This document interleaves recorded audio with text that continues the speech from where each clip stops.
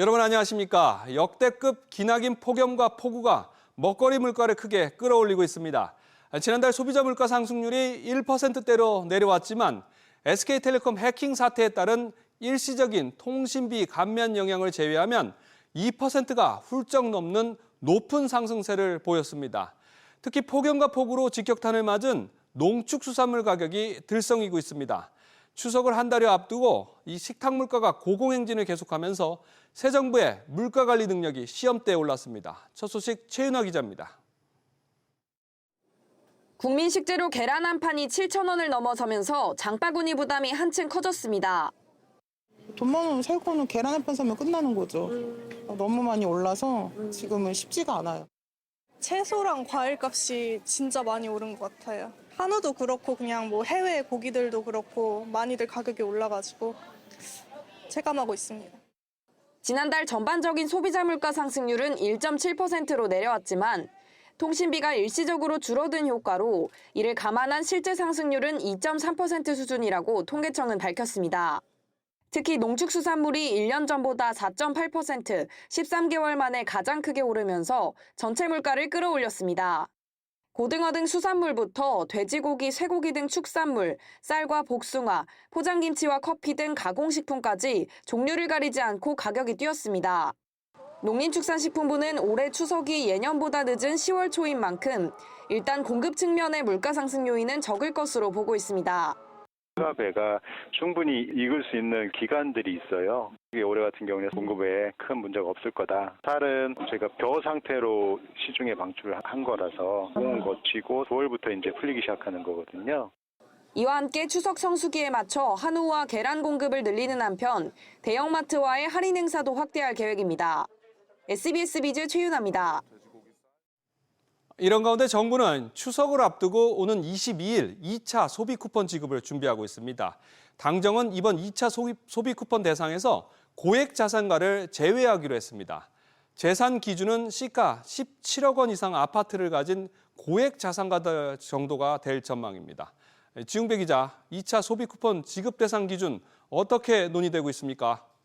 네, 행정안전부와 국회 행정안전위원회 소속 더불어민주당 의원들이 오늘 아침 협의를 진행했는데요.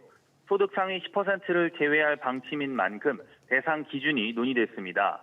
2021년 국민지원금 때와 마찬가지로 가구별 건강보험료를 기준으로 소득 하위 90%를 선별합니다. 소득 상위 10%인 고액자산가를 구분하기 위해 종합소득 과세 대상인 재산세 과세 표준 합계 12억 원, 금융소득 2천만 원이 기준이 또 될 걸로 보입니다. 또 1인 가구와 맞벌이 가구 등을 위한 특례 조항도 만들게 됩니다. 논의에 참여했던 윤건영 의원은 1인 가구의 경우 소득 기준으로 역차별당하지 않도록 해달라고 주문하는 목소리도 있었다고 밝혔습니다. 이번 2차 쿠폰은 사용처도 더 넓어진다고요? 1차 때는 허용되지 않았던 생활협동조합도 사용처로 인정되는 등 더 확대하기로 했습니다. 군 장병은 이동에 제약이 있는 만큼 공무지 인근 상권에서 쓸 수 있는 선불카드가 지급되는 방안도 검토됩니다. 오늘 당정 협의에선 소비 쿠폰 외에 다른 내용들도 논의됐는데요. 지방소멸대응기금 활용 기준을 기존 사회간접 자본에서 실제 그 지역에 머무는 인구가 늘어날 수 있는 방향으로 손질합니다. 이 밖에도 농어촌 기본소득 추진은 장기 과제로 농림축산식품부와 해양수산부, 행안부 등 부처 간 협의를 통해 논의한다는 방침입니다. SBS 비즈 지웅배입니다. 계속해서 해킹 관련 소식들 전해드리겠습니다. 해원수 천만 카드사 롯데카드의 해킹 사태 파장이 확산되고 있습니다. 해킹이 벌어진 것 자체도 문제인데 해킹이 벌어진 것도 17일 동안이나 까맣게 몰랐던 것으로 드러났습니다. 보안 관리가 허술하게 풀린 가운데 고객들 정보가 유출됐는지가 현재로서는 최대 관건입니다. 오서영 기자. 네, 오서영입니다. 롯데카드 회원들 개인정보가 유출됐나요? 네, 현재 금융감독원과 금융보안원이 현장에 나가 정확히 어떤 정보가 유출된 건지 들여다보고 있습니다. 문제가 되는 건 롯데카드가 이번 해킹 사실을 좀 뒤늦게 인지했다는 점인데요. 지난달 말 롯데카드는 악성 코드 감염 사실을 발견하게 됩니다. 악성 코드라고 다 해킹은 아닌데요. 하지만 조사 결과 수차례 해킹이 이미 이루어졌고 2번의 파일 유출과 1번은 실패한 흔적까지 엊그제 확인이 됐습니다. 지난 3일간의 해킹 사실을 17일 만에 인지한 건데 곧장 금융당국에 신고는 했습니다. 그런데 이미 두 번의 유출로 1.7GB의 데이터가 빠져나갔는데요. 금감원이 강민국 의원실에 보고한 바에 따르면 반출 실패한 파일에는 카드 정보 등 온라인 결제 요청 내역도 포함된 것으로 보입니다. 다만 실제로 이번에 유출된 데이터 안에는 고객 정보가 없었다고 롯데카드는 설명했습니다. 그래도 내부 파일 자체가 유출된 건 맞다 보니 고객 정보가 포함된 게 확인이 된다면 카드 비밀번호 변경 등을 안내할 것으로 보입니다. 개인정보가 유출 안 됐다고도 말 못할 상황인 것 같은데 고객들은 불안한 상태겠네요. 네, 아무래도 그렇습니다. 고객들 사이에선 해지하고 재가입하려는 움직임도 보이고 있는데요. 이찬진 금융감독원장은 혹시 모를 카드 부정 사용이 발생할 경우 피해액 전액을 보상하는 절차를 마련하라고 했습니다. 또 카드 해지납, 재발급도 손쉽게 할 수 있도록 홈페이지에 별도 안내하라고 지시했는데요. 이번 사고 역시 금융보안 관리가 소홀해서 발생했다는 지적이 나오고 있습니다. SBS 비즈 오서영입니다. SK텔레콤으로 시작된 이동통신업계 해킹 문제도 계속되고 있습니다. SK텔레콤에 이어서 KT와 LG유플러스도 해킹을 당했다는 정황이 드러나서 정부가 현장 조사에 착수했습니다. 두 회사는 침해 사실이 확인되지 않았다는 입장을 밝혔지만 중국발 해킹 공격 가능성도 배제할 수 없다는 분석이 나옵니다. 조슬기 기자. 네, 조슬기입니다. 이 KT와 LG유플러스도 해킹 의혹에 휩싸였다고요? 그렇습니다. 미국의 해킹 전문지 프랙에 올라온 보고서가 공개된 뒤 불거졌습니다. KT는 원격 제어 서비스 관련 인증서와 개인 키가 유출됐다고 적혀 있었습니다. 또 LG유플러스에 대해서는 다양한 경로를 통해 다량의 비밀번호가 발견돼 이 중요한 계정 정보가 유출됐다고 지적했습니다. 특히 다단계 인증과 비밀번호 서비스를 제공하던 협력사를 먼저 해킹해 유플러스 네트워크로 침투한 공급망 공격 형태의 해킹 방식이 사용됐다고 분석했습니다. 이런 방식으로 내부 서버 8,900여 개, 계정 정보 4만여 개, 또 직원 160명 이상의 실명과 아이디가 유출됐다는 것이 보고서의 내용입니다. 과학기술정보통신부도 이 해당 내용과 관련해 화이트해커의 제보를 받고 지난 7월부터 조사에 착수한 상태입니다. 누구 말을 믿어야 할지 혼란스러운 상황인데 하지만 KT와 LG유플러스는 이런 의혹을 부인하고 있다고요? 맞습니다. KT는 자체적으로 내부 조사를 진행한 결과 해킹 흔적이 발견되지 않았다며 포렌식 조사가 진행 중이니 결과가 나와봐야 내용을 알 수 있을 것 같다라고 말했습니다. LG유플러스도 내부적으로 해킹 정황을 발견하지 못했다며 과기정통부가 확인 작업에 들어간 만큼 정부 측 요청에 최대한 협조하고 있다라고 전했습니다. 최민희 국회 과학기술정보방송통신위원장은 이번 해킹 의혹과 관련해 과학기술정보통신부에 정확한 사실 파악을 주문했습니다. 이거 해킹 정황이 없다고 하지만 사실은 유출된 자료가 KT와 LG유플러스의 자사 정보와 일치해요. 맞습니다. 그러니까 침해 사고가 있었다고 볼 수밖에 없어요. 이를 두고 중국계 해커 그룹이 공격 배후가 아니냐는 관측도 새롭게 제기되고 있습니다. 정부는 유출 범위와 경로에 대한 포렌식 작업이 현재 진행 중인 만큼 결과가 나오면 투명하게 공개하겠다는 방침입니다. SBS 비즈 조슬기입니다.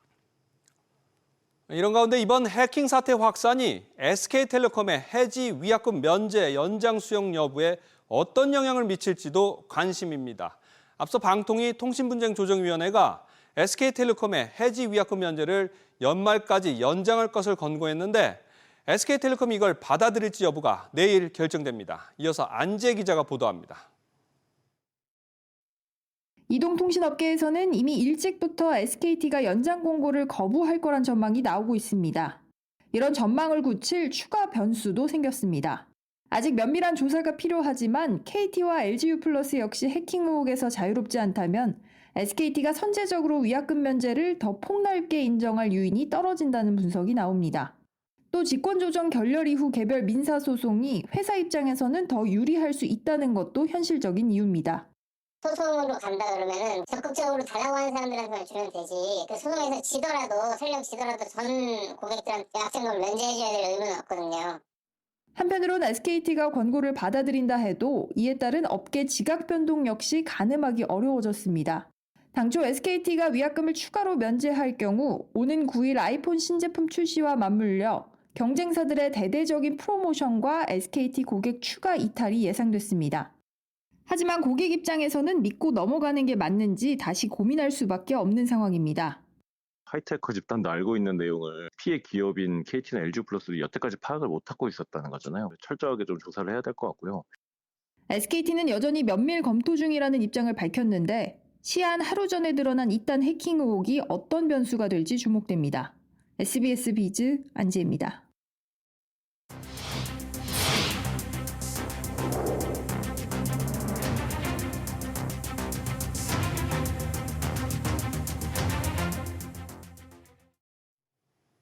이렇게 해킹 사고가 잇따르고 있는 가운데 중국산 로봇 청소기 제품이 해킹에 더 취약한 사생활 침해 우려가 큰 것으로 조사됐습니다.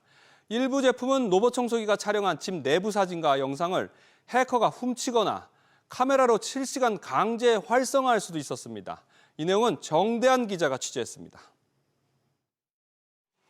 탑재된 카메라를 통해 집안 곳곳을 살피며 청소하는 로봇 청소기.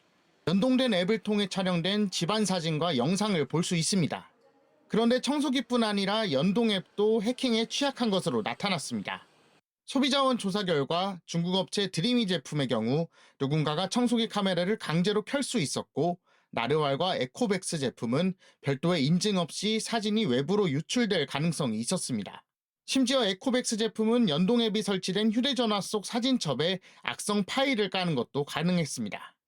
사용자의 인증 절차가 미비해 불법적인 접근이나 조작 가능성이 있었습니다.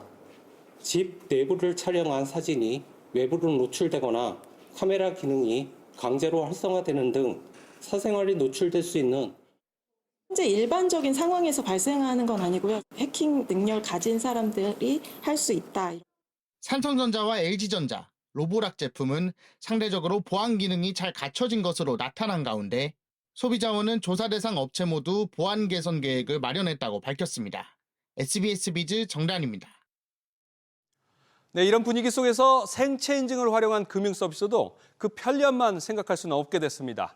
이미 식당이나 매장에서 얼굴만으로 간편히 결제할 수 있는 시대가 열렸는데 하지만 최근에 해킹 문제들이 우후죽순 터지면서 생체 정보 도용이나 유출 우려 또한 커지고 있습니다. 이정민 기자입니다. 원 안에 얼굴 맞춰주세요. 주문 버튼을 누르고 단말기를 바라보자 결제가 완료됐다는 알림이 1초도 안 돼 뜹니다. 앱에 이름과 얼굴을 등록하면 결제할 수 있는 페이스페이 서비스입니다. 보시는 것처럼 사용자의 키에 따라 자동으로 얼굴을 맞추는 단말기 등 새로운 기술들이 속속 도입되고 있습니다.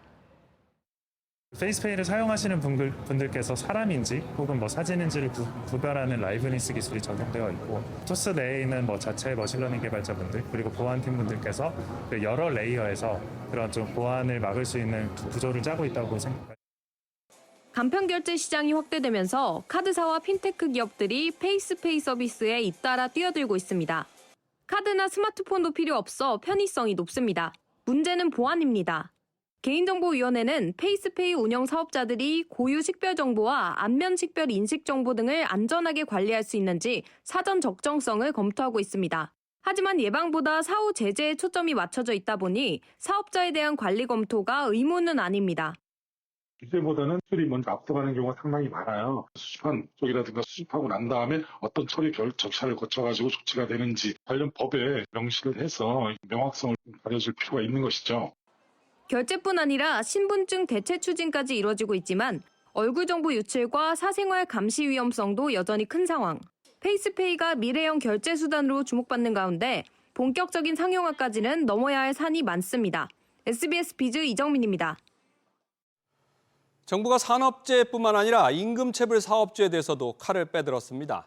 상습적이고 악의적인 임금체불 사업주에 대해서 과징금과 과태료 제도를 도입하고 체불임금 3배 안에서 징벌적 손해배상 청구나 출국 금지도 추진합니다. 취재기자 연결하겠습니다. 서주영 기자, 임금 체불에 대한 제재 수위가 상당히 세진다고요?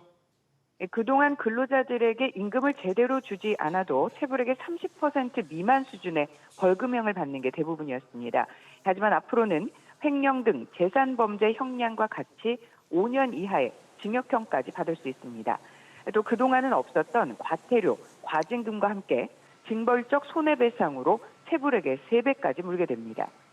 상습 체불 시 명단 공개 기준도 한 번만 유죄 판결이 나도 이 대상에 해당이 되고 반이사 불벌제 적용도 없애기로 했습니다.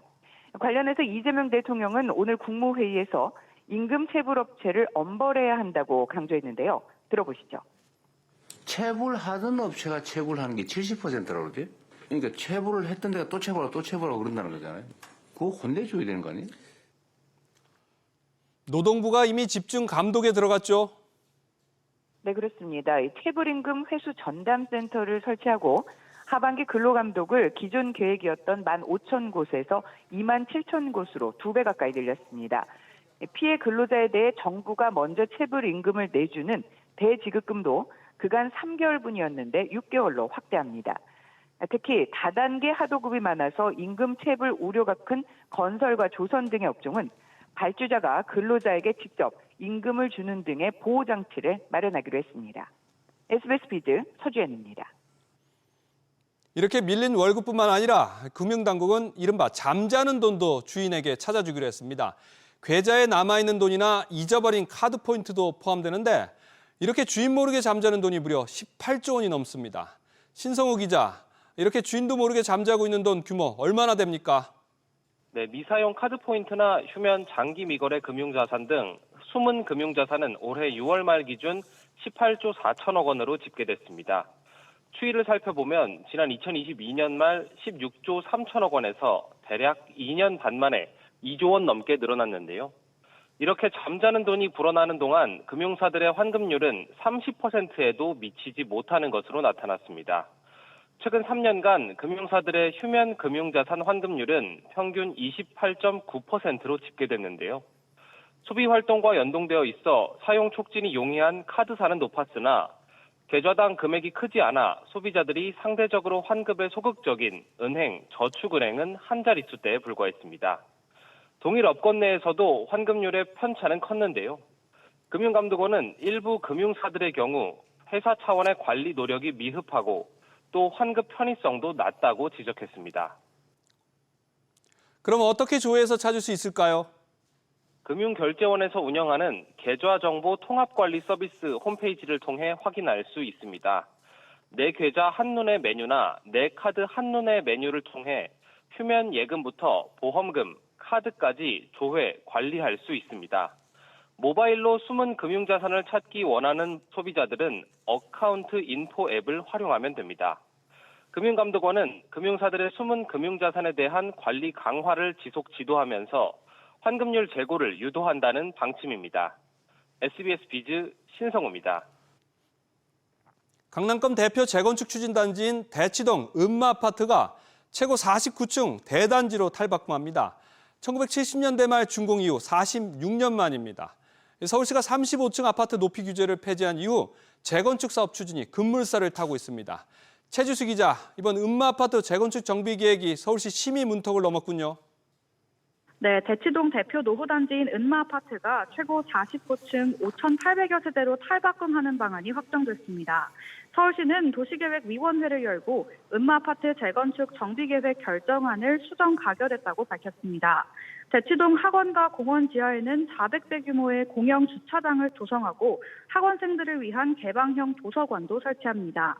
음마아파트는 준공 46년이 지나 정비사업 필요성이 꾸준히 제기되어 왔지만 그간 추진이 더뎌 강남 재건축의 상징으로 여겨져 왔습니다.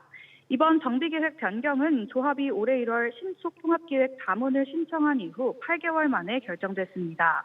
기획 설계 없이 전문가 집단 자문을 거친 뒤 주민이 제안한 계획안을 도계위 심의에 상정하는 절차로 이루어져 빠른 사업 추진이 가능합니다. 그동안 추진이 지지부진했었는데 최근에 서울시 주택공급 대책이 탄력을 받고 있군요. 네, 서울시가 35층 높이 규제를 전면 폐지한 이후 사업 추진에 속도가 붙었다는 평가가 나옵니다. 음마아파트 주민들은 지난 2015년에 50층을 제안했으나 당시 35층 규제에 막혀 초고층 계획이 무산된 바 있습니다.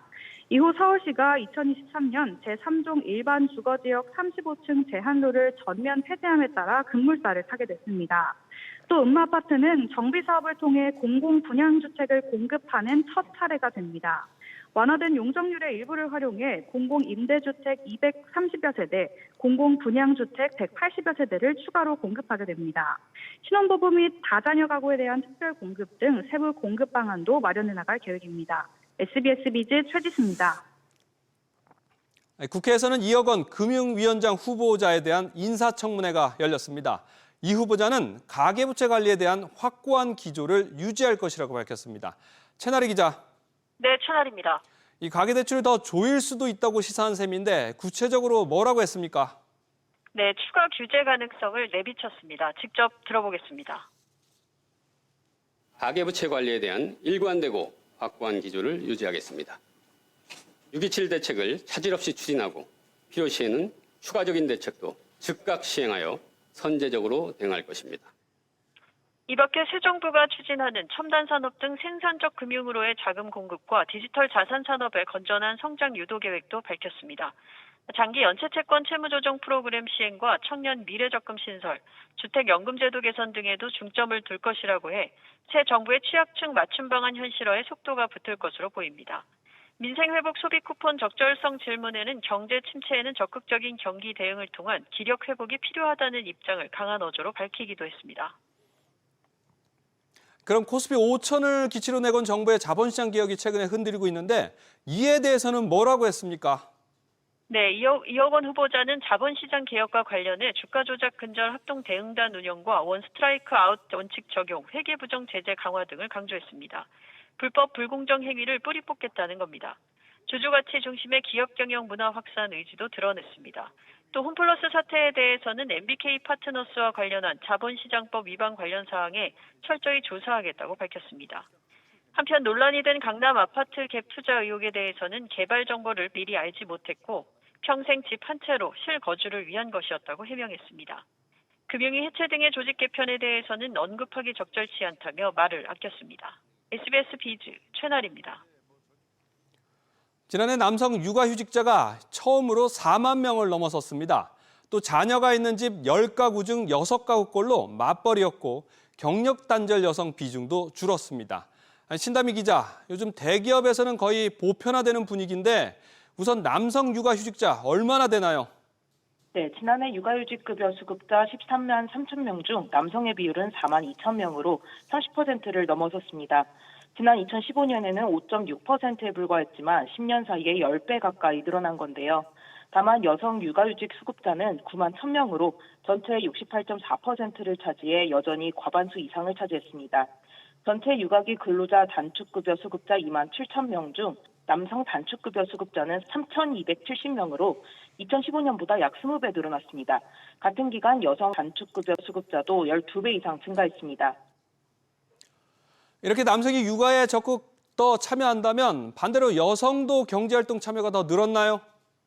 네, 그렇습니다. 18세 미만 자녀가 있는 맞벌이 가구 비중은 58.5%로 2015년 대비 11.3%포인트 늘어난 것으로 집계됐습니다.